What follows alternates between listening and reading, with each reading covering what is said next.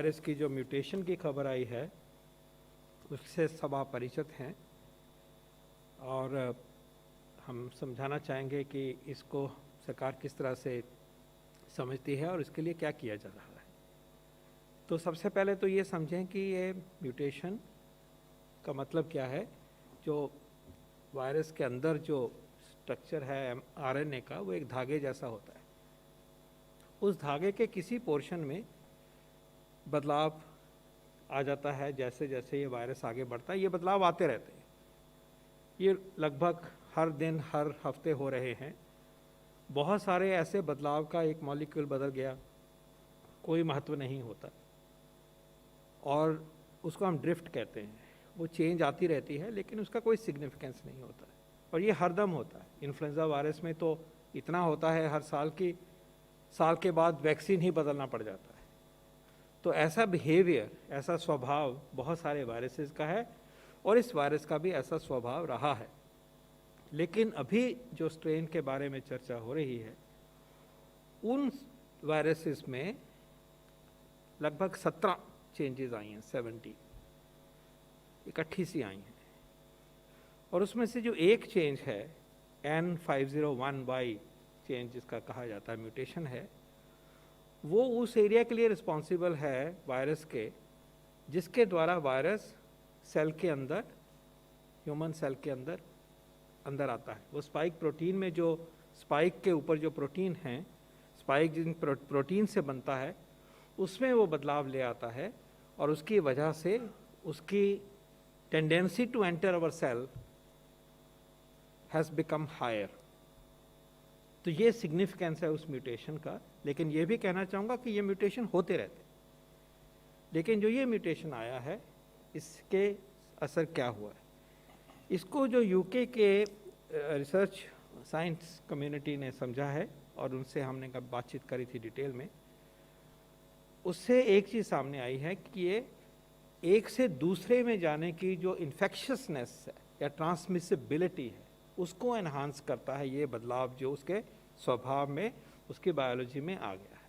Transmissibility has increase, infectiousness has increase. जैसे मान के चलें कि यूके का जो वायरस में आमतौर पे 1 से 1.5 को पकड़ रहा था, मतलब 2 वायरस से जो इन्फेक्ट हुए वो 3 तक पहुंचते थे लेके, उसकी टेंडेंसी में बढ़ोतरी होके वो मान लीजिए कि अब 1 जने से 2 की ट्रांसमिशन होनी शुरू होगी या 2.25 की होगी। ऐसा भी कहा जाता है कि 70% ट्रांसमिसिबिलिटी बढ़ गई है इन वायरसेस में। तो ये एक से दूसरे पे तेज़ी से आएंगे। आप इनको ये भी कह सकते हैं कि ये सुपर स्प्रेडर बन गया ये वायरस अपने तरीके से, एक तरह से।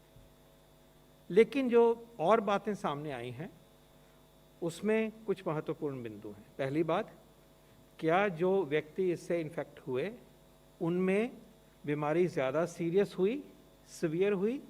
अभी तक जो दिखाई देता है उससे लगता है कि ऐसा नहीं है। This mutation is not affecting severity of disease as we understand today. Number 2, does it increase the chances of death in that country जहाँ से ये आया, क्योंकि वहीं का ही ये नॉलेज है अभी? The answer is no. So the case fatality rate is not affected by this mutation. Hospitalization is not affected by this mutation.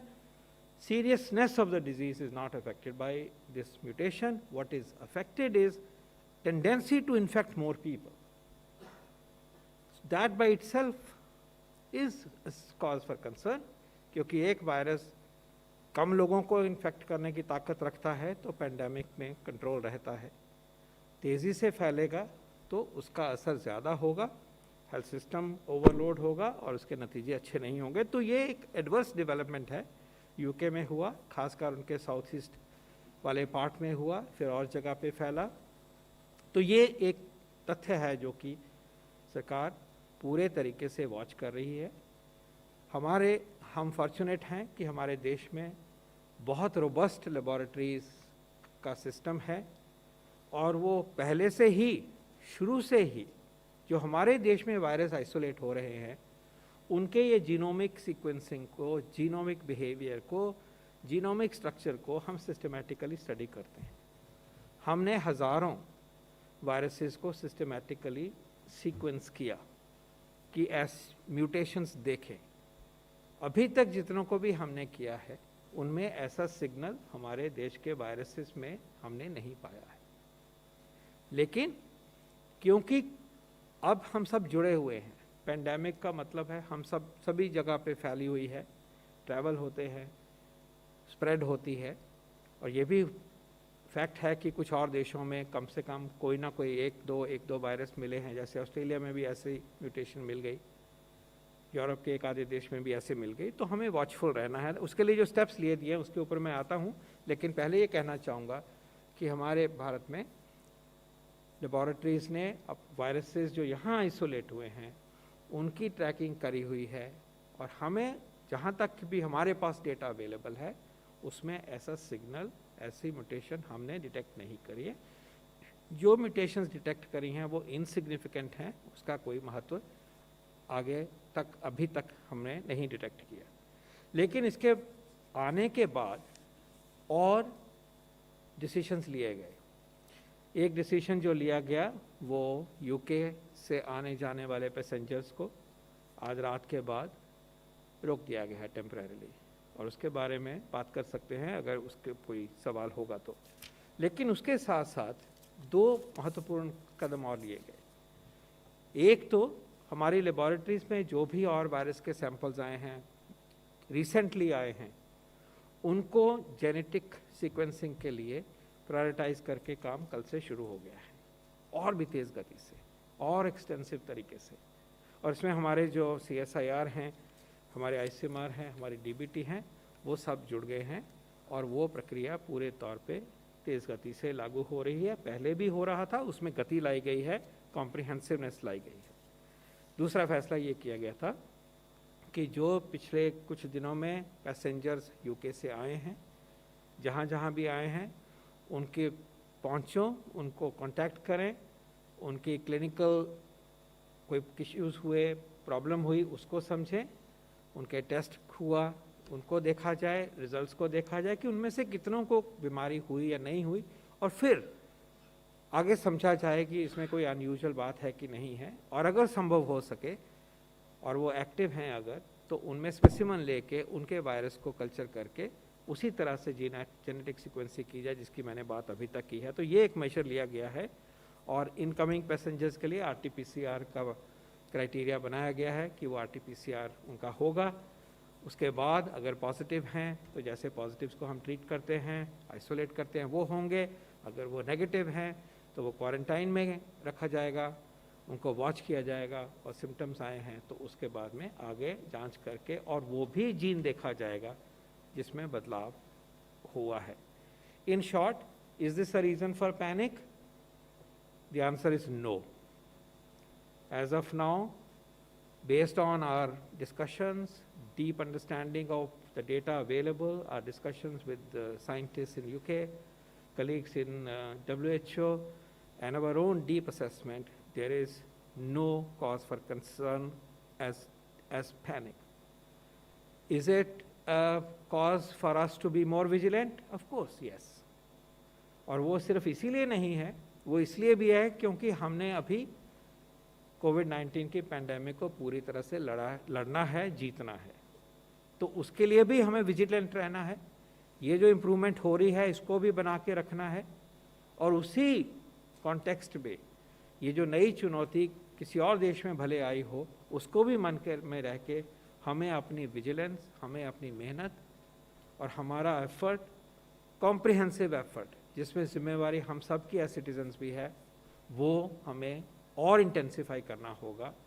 और हमें ये लड़ाई जीतने के लिए वायरस की चेन को और नीचे लाना होगा, और जो भी वायरस है, जो भी इसका जीनोमिक सीक्वेंस है, वो हम अगर सप्रेस करते हैं तो हम सेफ रहते हैं। ये हमें ज़रूर करना होगा।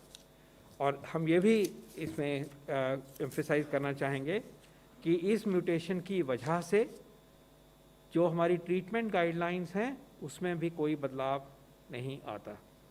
और बहुत इम्पॉर्टेंट ये भी बात है, जहाँ तक अभी तक समझ आ रही है वैज्ञानिकों को, कि इस म्यूटेशन होने के बावजूद जो भी वैक्सीन्स अभी डेवलप हो रहे हैं पर्टिकुलरली जो हमारे देश में डेवलप हो रहे हैं और जो बाहर जो विकसित हुए हैं, जितने भी हुए हैं लगभग, उनको अगर हम इस दृष्टि से देखें कि क्या इस म्यूटेशन से उनके ऊपर नेगेटिव प्रभाव पड़ेगा कि वो काम नहीं करेंगे, ऐसा नहीं है।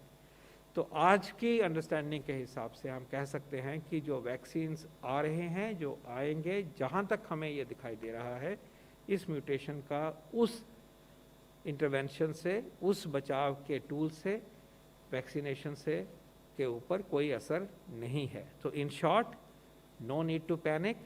To the best of our knowledge, we have yet to spot such a virus in our country, for which there are intensive efforts in the offing. Number two, this virus increases transmissibility, infectiousness, but does not increase propensity for death or hospitalization or severity of disease. It has, as of our understanding today, no impact on the potential of the emerging vaccines that are being developed in our country and are available also on the scene in other countries. Thank you very much. After abundant precaution, decision for travel, temporary travel restrictions has been imposed